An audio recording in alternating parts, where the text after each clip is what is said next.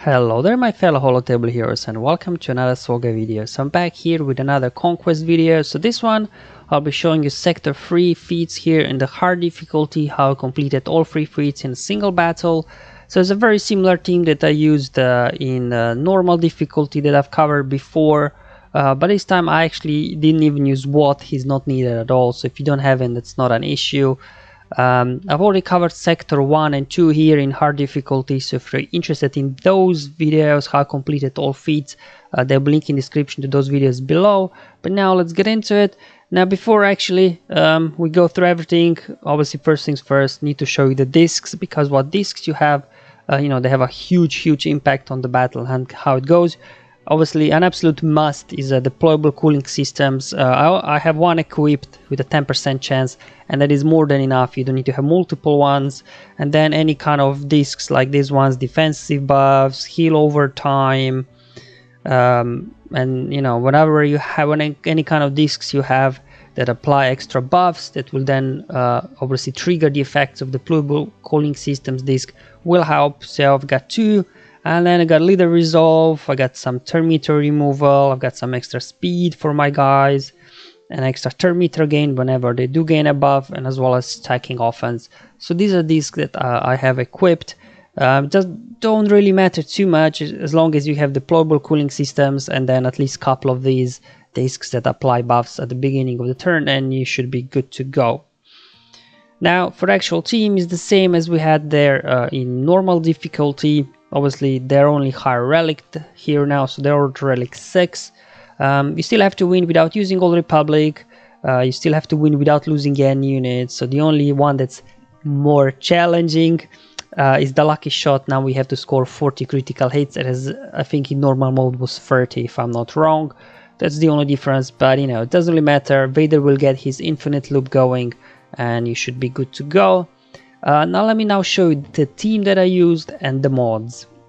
Alright, so for this one I actually used Tarkin lead because his lead adds extra speed, so that my Vader hopefully will go very quick.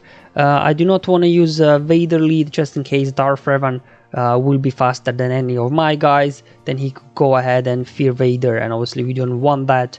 That's why Vader is not in the leader slot, so you can just use pretty much any leader here. I think Thrawn would work, any sort of Empire leader or Sith leader that has got nice synergy with Vader will work. I just use Tarkin just for some extra speed because my Vader is not like super quick or anything. But otherwise mods on these guys, don't really matter. They're just around to distract the enemy so Vader can go ahead and do this thing. Speaking of Vader, mine's at relic 6 and speed is 255, heavy modded for damage. But again, because all these data discs we have, again, the mods and damage on him doesn't really matter all that much, as long as he's got some good speed on him that he can go early and start doing his infinite loop. And then for the rest of the team I just fill it with pre-taunting tanks, just to make sure if Mala gets a turn or somebody, that they don't go after Vader, because again, we don't want to lose anybody in this battle. So Kylo on Mask, I have him in relic 7, and he does have a pre-taunt, so might as well put him in if you have him. Then another good option here for a pre-taunt is as well a Sith Empire Trooper. So there we go. And for the 5th and final character I use Geo Brute Alpha here, just because when he summons Brute will have a pre-taunt on him, and if Brute does get taken out, obviously that doesn't count as a unit lost because he was a summon. So these are the 3 kind of pre-taunting tags here I used. So that's all what you need. You need a leader that has some sort of inner synergy there with Vader, that he will boost Vader. Then you need Vader not in the leading slot, just in case Darth Revan does go ahead and apply fear. You don't want Vader in leading slot. And then you just need 3 pre-taunting tanks that are tanky enough that they don't get taken out too easily, and you should be good to go here, really. Alright, enough for the battle itself. I mean, it's pretty straightforward here. There you go, Darth Revan went first, that's why you don't want Vader leading slot. And then Vader goes next, and then from here on out, because of deployable cooling systems, you can basically just keep here circling through between the Merciless Massacre and his Force Crush. Now whenever you do not get enough cooldown reduction that you can, after Force Crush, use Merciless again, a good option here is to use Basic on HK, and that's because HK will be recovering health and protection whenever your buffs that you're gaining expire.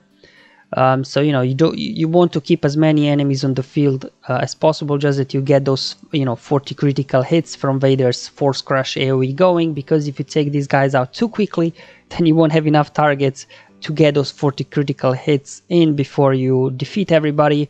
So whenever in between you do have to use a basic just to get another turn and get to another Merciless, just put a basic on HK, because you won't be able to take him out because of all that health and protection regeneration he has built in. Also take Malak out early in the battle with a Culling Blade, as I did there in the beginning of the video, just because he'll be getting those bonus turns in between, and potentially he could take out one of your tanks with his life drain, and you don't want to lose any units, because that's one of the feats where you have to keep everybody alive. So here we just keep again circling between Merciless and AoEs. Obviously Darth Revan there, he's got health equalization, so whenever he falls below 50% health, he will equalize with healthiest ally. But eventually, all these AoEs will get through him, and at the end of the day, as mentioned before, you do want to keep these guys alive, so you can keep using Force Crush, that you get multiple critical hits on every AoE with Vader. And eventually they got so many dodges, as soon as if they would take a turn, they would literally get defeated. So for now, as mentioned, Force Crush, Merciless, Force Crush. So we got Revan almost out here, maybe one more AoE and boom, there we go. All right, now Sith Empire Trooper there, he's low as well, so he won't last long anymore. He's in red. So just again put basic on HK, so you can see HK is hanging in there, so every time you need to have an extra turn with a basic, target HK, because he'll be recovering health and protection. And it's one way as well better not to have what, because then Vader might be doing too much damage and he might be taking out these guys too quickly. Now hopefully here I have enough critical hits, so just gonna take out HK there, and there we go. And unfortunately, again, we still do not have a counter for these feats. I don't think we'll ever get one. So I was just taking a blind guess, did I had 40 critical hits, and I did. So there we go. That's how I completed here in a single attempt. No problem here using Vader with deployable cooling systems disc. Completed without losing units, scoring at least 40 critical hits, and won without using any Old Republic characters.